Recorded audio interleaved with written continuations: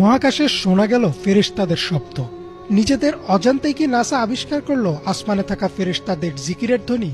নাসার একটি গবেষণায় উঠে আসে মহাশূন্যকে নিঃশব্দ ভাবা হলেও আসলে সেখানে প্রতিনিয়ত শব্দ হচ্ছে। গবেষকরা সেই শব্দ শুনে বলছেন যেন বিলিয়ন বিলিয়ন মানুষ একসঙ্গে গান গাইছেন। অথচ শবে মেরাজের রাতে রাসূল সাল্লাল্লাহু আলাইহি ওয়াসাল্লাম বলেছিলেন মহাকাশে প্রতিনিয়ত ফেরেশতারা জিকির করছেন। তবে কি এবার রেকর্ড করা হলো ফেরেশতাদের জিকিরের ধ্বনি?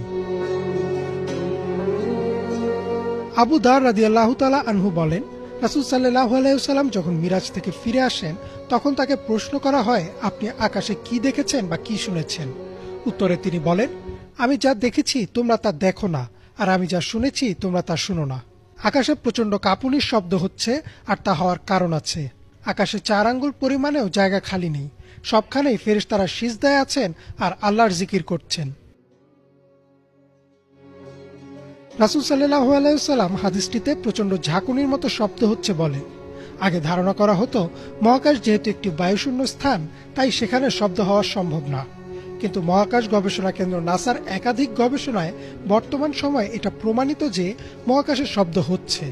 সংস্থাটির hour universe is not silent অথবা লিসেন টু দ্য ইউনিভার্স শীর্ষক প্রতিবেদনে দেখানো হয়েছে কিভাবে মহাকাশে শব্দ হয়। এমনকি নাসার অত্যাধুনিক টেলিস্কোপ ও যন্ত্রপাতির সাহায্যে এসব শব্দ রেকর্ডও করা হয়েছে। চলুন একবার শুনে নিই সে শব্দ।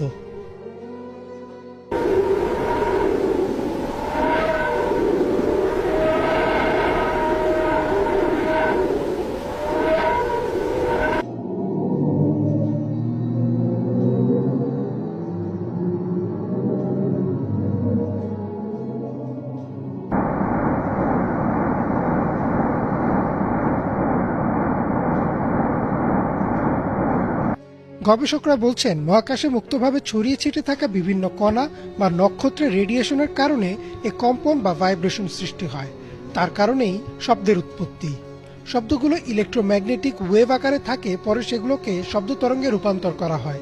একটু খেয়াল করলে দেখা যাবে যে রাসূল সাল্লাল্লাহু আলাইহি ওয়াসাল্লাম 1400 বছর আগেই বলেছিলেন যে আকাশে কাঁপুনির শব্দ হয়। নাসাও বর্তমানে বলছে শব্দ কাঁপুনির কারণে হয়।